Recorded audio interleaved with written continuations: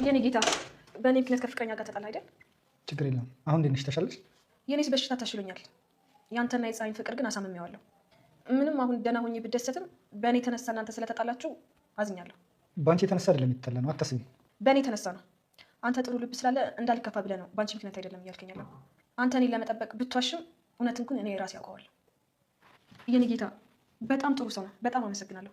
በህይወት ደስተኛ የምታደርግ ሴት ነች የምታስፈልግ። የምደሰትባትን ሴት የራሴ አድርጌያለሁ። እሺ ካልክ ምን ይደረጋል? ሰላም ዋል።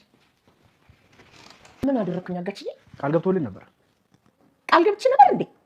ምን ብዬ? ሚስጥሮትን ከጠበቅኩኝ እርሶ ደግሞ ብር እንደሚሰጡኝ። ይኸውልህ እናንተ 24 ሚሊዮን ብር ካልሆነ ብላችሁ ድርቅ ብላችሁ አሻፈረኝ አላችሁ። እኔ ደግሞ 3 ሚሊዮን ብር ልስጣችሁ ብዬ ነበር። እኛ ያልነው ካልሆነ አላችሁ።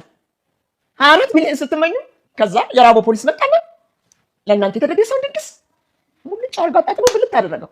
ወይዘሮ ወርቄ ሚስጥሮት በእኛ እጅ ላይ ነው ያለው። የሚያስረው ፖሊስ ደግሞ እኔ እጅ ላይ ነው ያለው። ስለዚህ ምንም አታመጣም። አርፈህ መረጃውን ስጠኝና ከፊቴ ላይ ጥፋ። አይ የምትገድል ስትል ወይዘሮ ወርቄ ይሄ ኩራቶት ያዋጡት ብራችንን ቢሰጡ ነው የሚሻለው። የምሰጠህ 5 ሳንቲም ቆራጭ የለም። የኔ መዳም ዝም ብለህ ከቤት ውጣልኝ። አሁን ይቆጮታል። የሚቆጫችሁ አንተና የግብረ አበርህ እናት ናቸው። የኔ ምስኪን 24 ሚሊዮን ይመጣል ብላ ስጠብቅ ድህነቴ ይጠፋልኛል የአማርኝን ሁሉ በላለሁ ብላ በዴ ቤት መጥቶ አይፈነጭብኝም ነበር። እዚህ ቤት መጥቶ ነበር? አዎ አንተ ቤት ተጋድመህ 2 ሚሊዮን ብር እየቆጠርክ እጅን ታደክማለህ። እኔ ወርቄ ግን በዚህ አመዳም አልጠግባይ እሰደባለሁ። ወይዘሮ ወርቄ አያስቡ፣ በቅርቡ በቁጥጥር ስር አውለዋለሁ። መቼ? ደህና ምግብ አይቶ የማያውቀው ሆድህን ከሞላ በኋላ ነው። ወይዘሮ ወርቄ ወይ ከአሁን በኋላ የሚሳደቡ ከሆነ ውላችንን ማፍረሰው። ኧረ ተመርማሪ ይህን ያህልማ አትናደድ። ረጋ በል።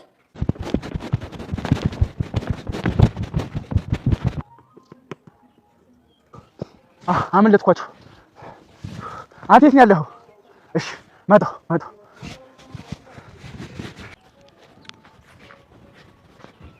አለቃ ተከትዬው ነበር ግን አመለጠኝ። እንዴት ነው አንድ ተራ ወንጀለኛ የሚያመልጥ? ስንት ስልጠና የሰለጠንክ ሰው አይደል እንዴ አንተ? ብር ትፈልጋለህ አይደል? ብር ትፈልጋለህ አይደል? ይሄ ፍላጎት የኔ ብቻ አይደለም አይደል? የሁላችንም ነው። ይቅርታ በለኝ። እንይዘዋለን።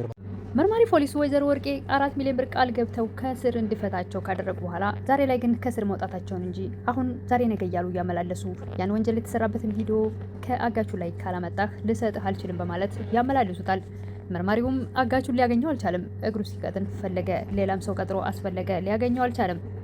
ሌላኛው የአጋቹ ጓደኛ ወይዘሮ ወርቄ ቤት በመሄድ የገቡትን ቃል ኪዳን የረሱት ገንዘባችን ይስጡን እናንተ ጠግባችሁ ኮርታችሁ 3 ሚሊዮን ልስጣችሁ ስላችሁ 23 እያላችሁ እየተራበ ፖሊስ መጥቶ ቅርጥፍ አድርጎ በላው። አስቻለውም የእናቱን ተንኮልና ክፋት ያወቀ አይመስልም። ከፀሐይ ጋር አቀያይሞታል። እናም ምን ሆነህ ነው ፍዝዝ ድንግዝ ብለህ ቁጭ አልከው? ለምንድን ነው የሆንከውን የማትነግረኝ ይላሉ። ለምንድን ነው የማትነግረኝ ልጄ የሆንከውን ነገር? አንተ እኮ ልጄ ነህ፣ የአብራኬ ክፋይ። ሀዘንህ ሀዘኔ፣ ደስታዬ ነው። ለምንድን ነው የማትነግረኝ የሆንከውን ነገር?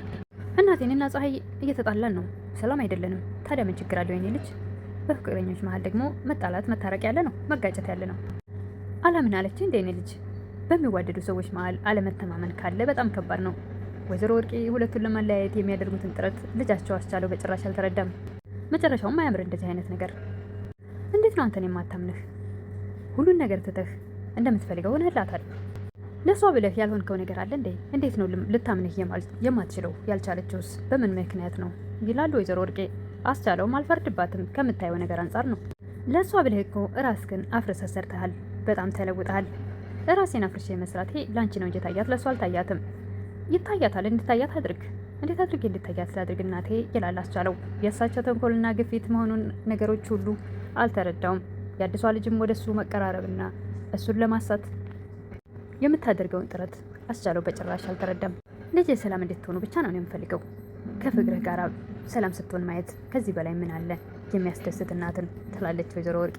አስመሳይ ወይዘሮ ወርቄ አንዳንዴም ታስቃለች፣ አንዳንዴም ደግሞ ታበሳጫለች ወይዘሮ ወርቄ። አይ ወይዘሮ ወርቄ በዚህ ጋር ፀሐይን በነገር ትለበልባታለች፣ በዚህ ጋር ደግሞ ካስቻለው ጋር ትሄድና ሰላም እንድትሆኑ ነው የምፈልገው። አንተ ከተደሰትክልኝ ሌላ ምን እፈልጋለሁ? ልጄ ሲደሰት ማየት ነው የምፈልገው ትላለች ከፊቱ ለማስመሰል ያክል። አስቻለው ግን ምንም አልተረዳቸውም። ፀሐይን እዚህ ጋር በነገር ይለበልቧታል ሁለቱም። ያችኛዋ አዲሷ ልጅም ነግበኔ ሳትል ፀሐይን ከፍቅሯ ለመለየት እጅግ በጣም ትጥራለች። ልጅቷ በእርግጥ አስቻለውን የግሏ ማድረግ ሳይሆን ከወይዘሮ ወርቄ ገንዘብ ማግኘት ነው የፈለገችው። ነገር ግን ወይዘሮ ወርቄ ለማናቸውም 0.5 ሳንቲም አልሰጡም። እስካሁን እሰጣቸዋለሁ እያሉ የብር ቁጥር ከመጥራት ውጪ ለአንዳቸውም ገንዘብ አልሰጡም። አዲሷ ልጅ ግን ፀሐይንና አስቻለውን አለያይቼ ጥሩ ገንዘብ ከከፈሉኝ የራሴንም የቤተሰቤንም ህይወት ለውጣለሁ የሚለውን ተስፋ አድርጋ ነው እንጂ አስቻለውን ፈልጋው ወይም ደግሞ የእሱን ፍቅር ወይም ደግሞ እሱ ፀሐይን ፈቶ እኔን ሚስት ያደርገኛል ብላ አይደለም። ገንዘብ ነው የፈለገችው። ነገር ግን በጭራሽ ገንዘብ አይሰጧትም። አጋቾቹም የብር ቁጥር ሲጠራላቸው ኖረው 0.5 ሳንቲም ሳያገኙ እዚህ ደርሰዋል። መርማሪውም ከስራ አስፈትቶ ህይወትን የሚቀይር ገንዘብ ይሰጣል ተብሎ ነገር ግን እስካሁን 0.5 ሳንቲም አላገኘም። ይመላለሳል። አጋቹ ላይ ያለውን ቪዲዮ ካላመጣህ በጭራሽ አይሰጥህም በጭራሽ ተብሏል። እሱም መድከሙን አልተውም። ወይዘሮ ወርቄ ቤትም ይመላለሳል። አጋቹንም ፍለጋ ይደክማል።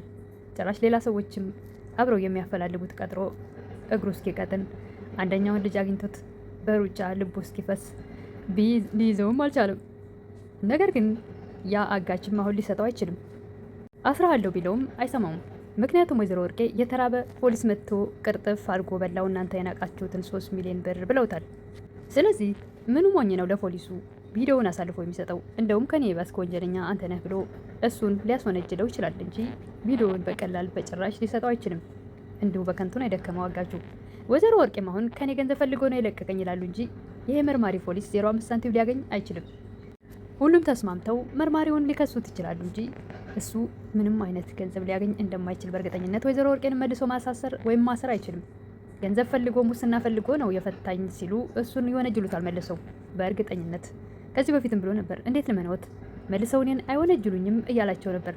ለማንኛውም ወይዘሮ ወርቄ የወዲትን እንደዛ ከጥሩ ትዳሯ አለያይተው ሰው ቤት እስክትቀጠር ድረስ ያደረሷት እናት አሁንም አስቻለውን ከጀርባው ያለውን ተንኮልና ክፋት እሱ አላወቀ።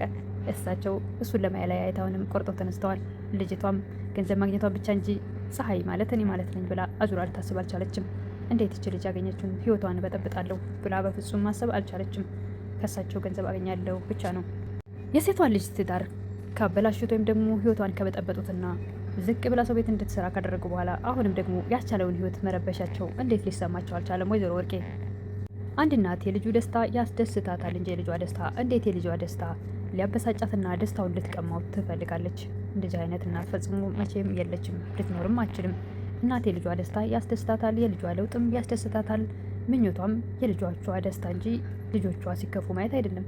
ስለዚህ ወይዘሮ ወርቄ ምን አስበው ነው እንደዚህ አይነት እናት እንጀራ እናት ካልሆነች በስተቀር መቼም ወላጅ እናት ይህን ልታስብ ልታደርግም አትችልም። አስቻለው እንግዲህ ፀሐይ ስትወጣ ተከትሎ ወጥቷል።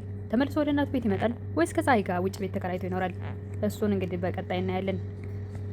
ወይዘሮ ወርቄስ ድጋሚ የዚህኛው ልጅ ህይወት ሲበጠበጥ ምን ይሰማቸው ይሆን?